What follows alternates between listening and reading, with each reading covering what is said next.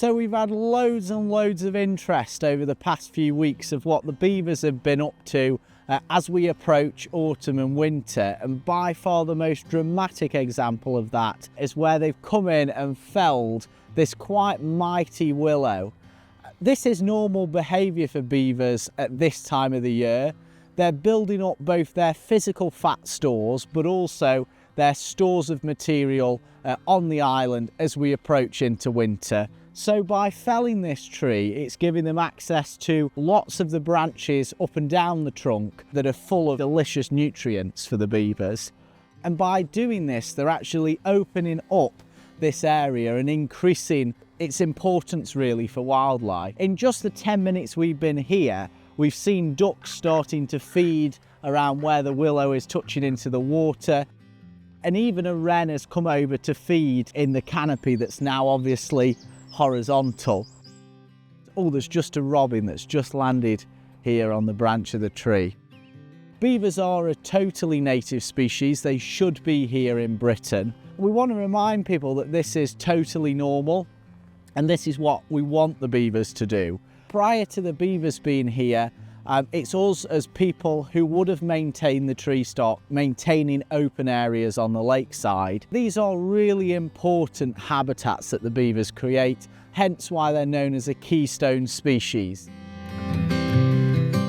It's a misconception that a tree like this will be killed. In fact, we know that by beavers felling willow, they actually grow more vigorously when they'll kick into the growth season in spring. In this instance, we actually want the beavers to take this tree, but we're going to go and see some trees we don't want the beavers to take and the measures we take in order to prevent beavers from munching on them. So we'll go take a look now.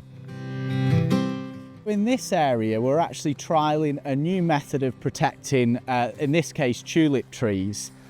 You can see that the bottom metre or so has been painted with an unusual substance. And in this case, it's actually a mixture of outdoor PVA glue with grit.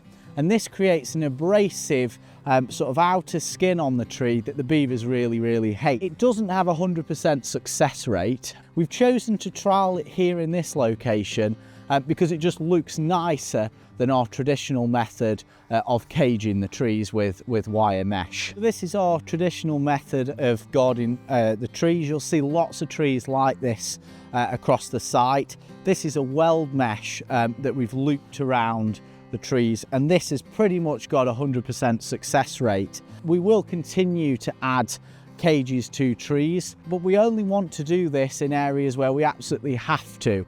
And that's because they can look a bit unsightly if there's a lot of caged trees. We hope that our study on the PVA trees allows us to use a much less obtrusive method of protecting the trees against the beavers. So we've let them have this tulip tree here. We work very closely with the gardens team and the estates team in order to assess trees before we protect them. And that's because not all trees will grow into being an impressive tree. In this case, this tree had sort of been slightly rotten, wasn't going to make an incredible tree, so the decision was made not to protect it. So every tree, there is a case-by-case approach to deciding if we protect it and how we protect it. We're really excited to see what the beavers do to the landscape in the coming years. It will look different, but it will be way more biodiverse with lots and lots of different wildlife taking advantage of these magical habitats that the beavers create.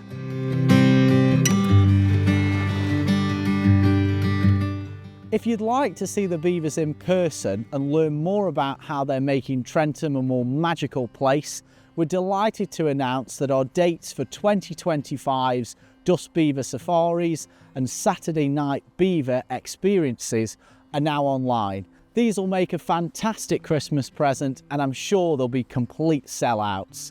Go and book today.